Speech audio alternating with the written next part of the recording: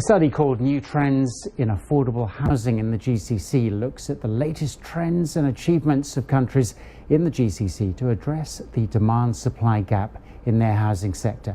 The report is released by Orient Planet Research. I asked Managing Director Nidal Abou Zaki earlier about the key findings of the report.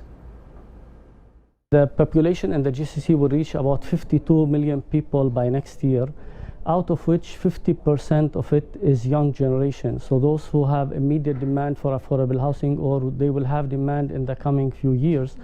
So that's putting a lot of pressure on governments for social stability to provide social housing. So this issue is being addressed. In the UAE, His Highness Sheikh Mohammed bin Rashid announced an ambitious plan to invest about 32 billion UAE dirham to provide 36,000 houses in the coming 6 years. That's around 5,500 units every year. So that's the kind of plans that the GCC government is having to address this issue. How are developers being engaged, particularly when it comes to building new housing projects here in the UAE? To give you an example, DR last year delivered houses in Dubai, affordable houses that are ranging around 550,000 each.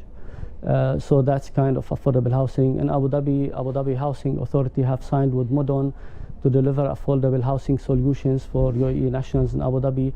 So we've started to see this kind of trend, and I think that this is a good opportunity for the private sector to engage with the government programs to achieve some growth. Now, public-private partnerships feature predominantly in your latest report. How important is that for reaching targets? The partnership with the private sector is a key for the success of these government programs, because at the end of the day, without the private sector, I think that the delivery will not be possible.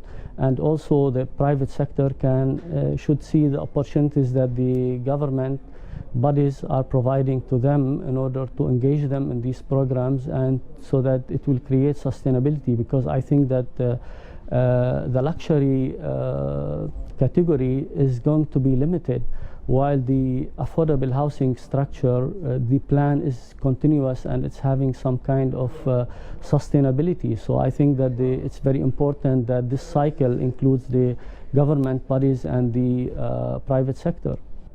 Now, your report has only just been released, but why now?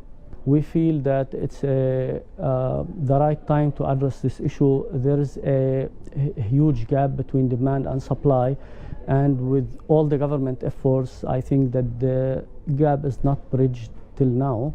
We hope that in the next 5 to 10 years this gap will be closed, because at the end of the day, there is a kind of a quite pressing demand from the new generation for housing, and then from the other side that there is a slow supply.